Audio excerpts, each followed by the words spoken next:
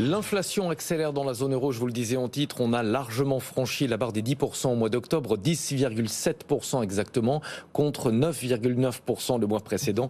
On va commenter ces chiffres, les mettre en perspective avec Hervé Amourda, économiste chez Pro BTP Finance. Bonjour, merci d'être avec nous. Oui, bonjour. D'abord un commentaire sur l'accélération de l'inflation dans la zone euro.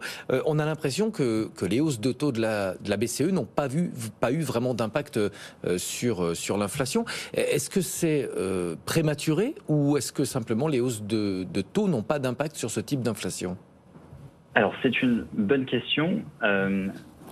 C'est probablement un petit peu prématuré et effectivement, il va falloir attendre quelques mois avant que ces hausses de taux se matérialisent vraiment sur l'inflation.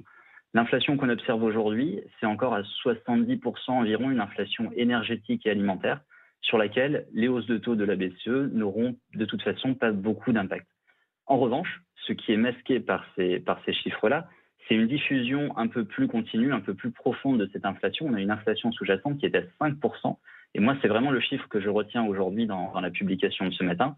Et c'est celui qui m'inquiète le plus. Quand on regarde dans le détail, on a à peu près 70% des composantes de l'indice de l'inflation qui sont aujourd'hui en surchauffe, alors que l'énergie et l'alimentaire ne représentent que 30% du total. Vous En pensez... ayant dit tout ça, Oui, je vous en prie. Alors, en ayant dit tout ça, moi, je vois juste 4 petites raisons de rester optimiste. En octobre, on a vu la baisse du prix du gaz naturel. On a le coût du fret maritime qui se contracte aussi de 25%. On a une amélioration dans les chaînes de valeur qui est assez importante. Et puis, on a la stabilisation de l'euro-dollar qui avait contribué ces dernières semaines, finalement, à avoir un peu plus d'inflation importée, notamment en France. Est-ce que vous pensez que les revendications salariales et les hausses de salaire qui vont sans doute augmenter en Europe alimentent cette fameuse boucle prix-salaire dans la zone euro ?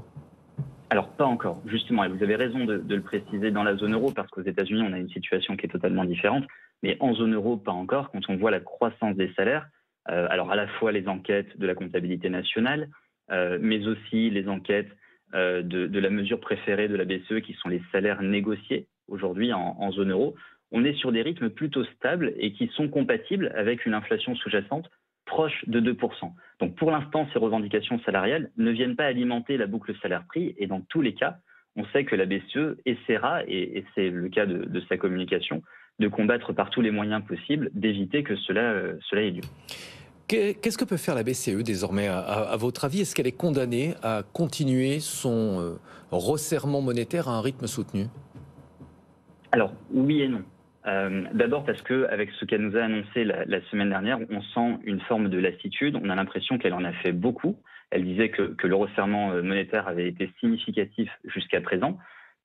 Et cela plaide a priori pour essayer de détourner un petit peu l'attention des hausses de taux, se diriger, comme elle l'a fait la semaine dernière avec les modifications de conditions des TLTRO, ou bien envisager, mais pour peut-être un peu plus tard, nous on anticipe que ce sera plutôt au mois de mars, une réduction de son bilan avec le fameux quantitative tightening.